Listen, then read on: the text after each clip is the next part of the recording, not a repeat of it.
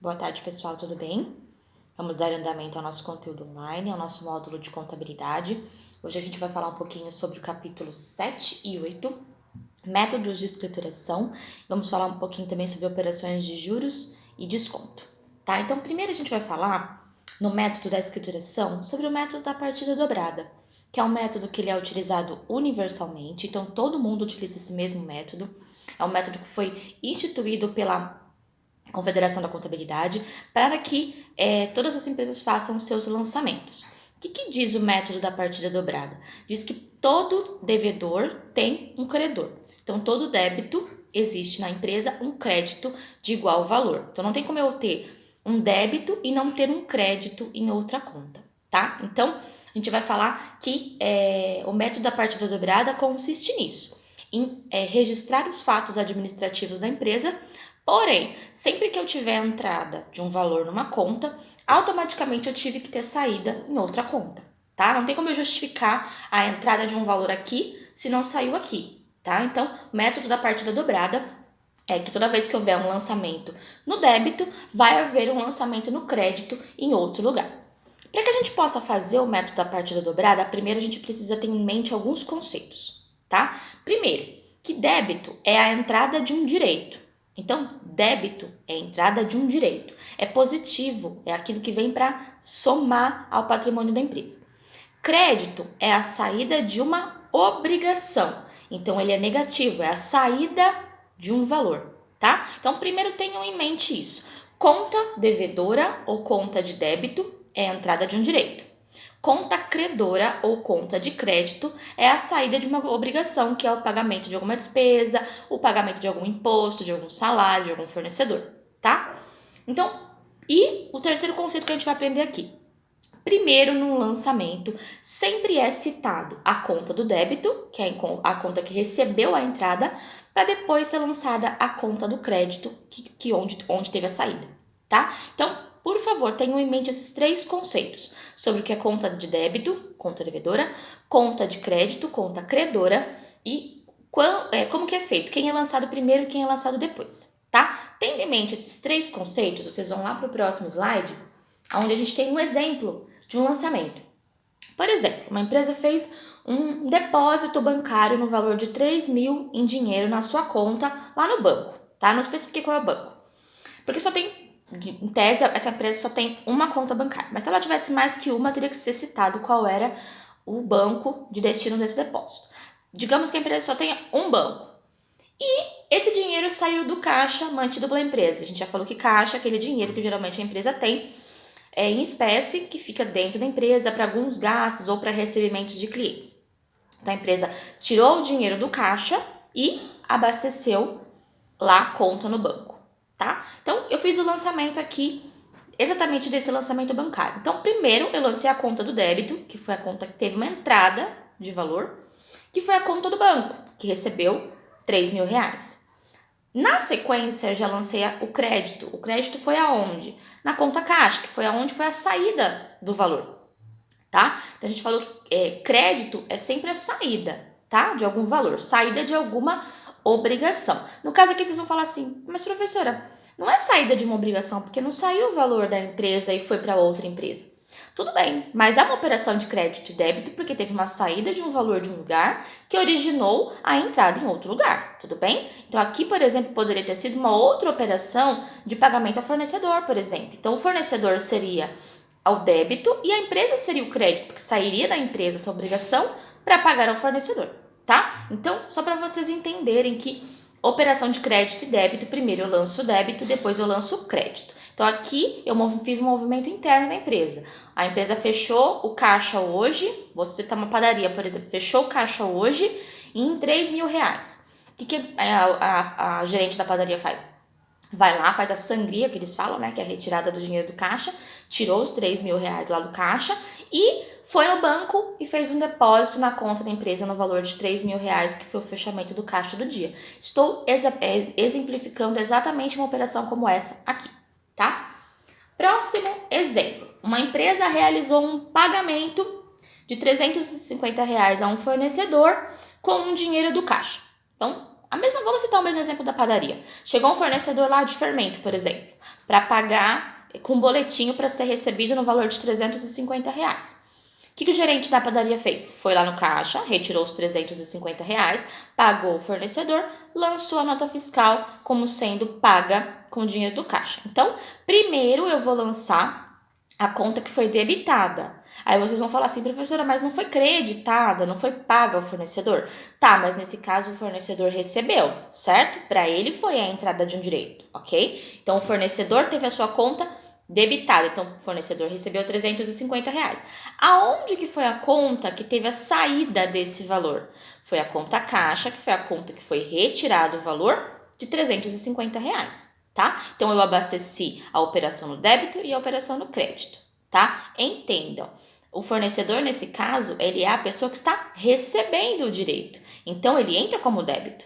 A empresa passa a ser a credora dele, passa a ser a pessoa para quem vai ser feito o pagamento, tá? Então, o crédito na conta caixa, que foi o valor que foi retirado da conta caixa e abasteceu lá o pagamento do fornecedor de R$ 350. Tá? Então, para vocês entenderem que a operação de débito e crédito pode acontecer de uma conta interna para uma outra conta da empresa, ou então de uma conta da empresa para um terceiro. Podia ter sido aqui pagamento de salário, por exemplo. Tal funcionário não é a conta débito, porque ele não recebeu, a empresa passa a ser a conta crédito, que foi quem pagou, tá bom? Finalizamos o capítulo 7, a gente vai falar um pouquinho agora sobre operações de juros e desconto. Esse capítulo também fala sobre métodos de escrituração, tá? A gente não vai falar sobre métodos de escrituração nesse capítulo, porque a gente já falou no capítulo anterior. A gente já falou a importância do lançamento do livro diário, a importância de fazer o livro diário corretamente, não lançando erros, não corrigindo nada, porque não pode ser corrigido nada no livro diário.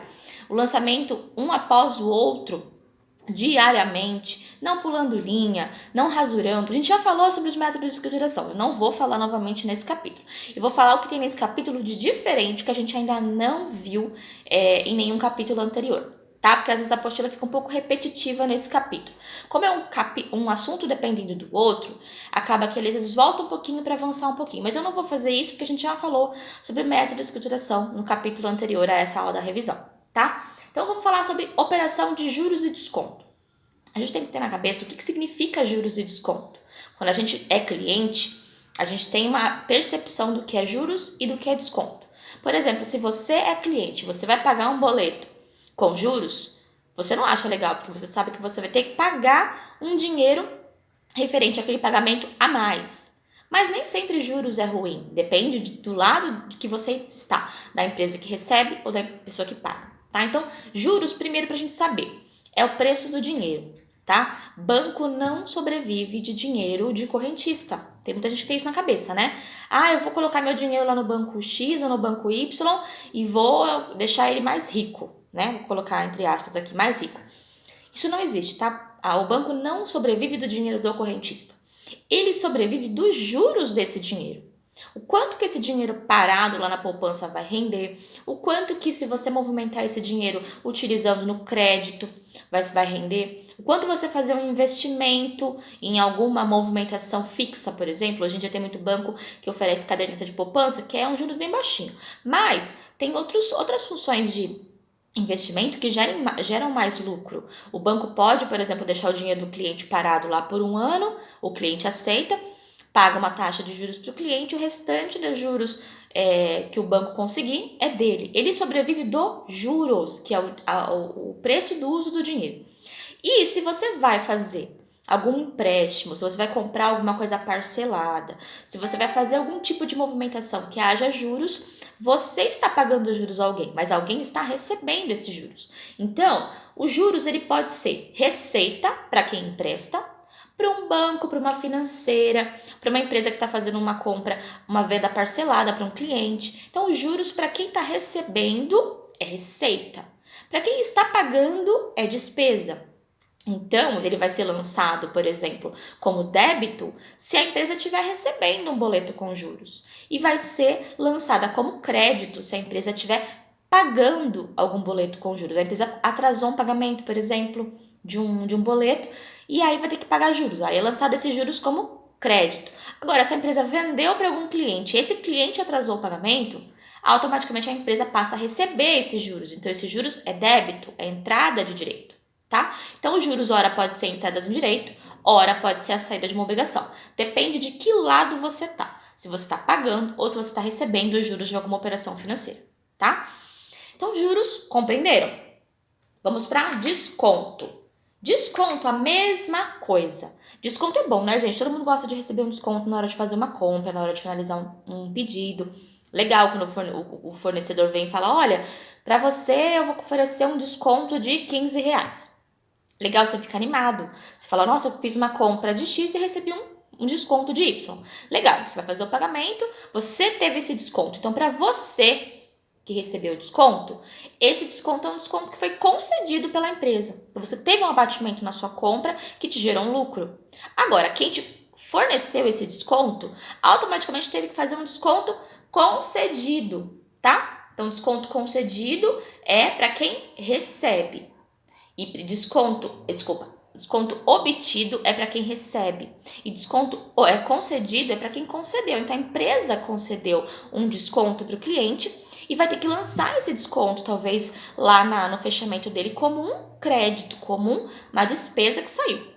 Não se enganem, as empresas não oferecem desconto à toa, elas já jogam um valor a mais para poder conceder desconto e não sair no prejuízo, tá? E existem sim alguns descontos que são meio que combinados, como por exemplo, um desconto que é concedido no caso de um pagamento à vista ao invés de um pagamento com cartão de crédito. Todas as bandeiras de cartão de crédito, todas as maquininhas cobram taxa de juros, seja aí de 3,5% a 5% em uma vez, seja aí de 8% em duas vezes. Se você, cliente, por exemplo, vai pagar no dinheiro e não vai pagar no cartão, você pode sim perguntar para o seu fornecedor, olha, eu vou pagar no dinheiro. Será que eu tenho algum desconto para pagar no dinheiro? Muitas vezes a empresa vai conceder esse desconto porque você não vai ter despesa para pagamento da taxa da maquininha, por exemplo. O fornecedor não vai ter essa despesa, então ele pode te conceder lá 5% de desconto. Mais do que 5% de desconto, automaticamente já passa a ser para ele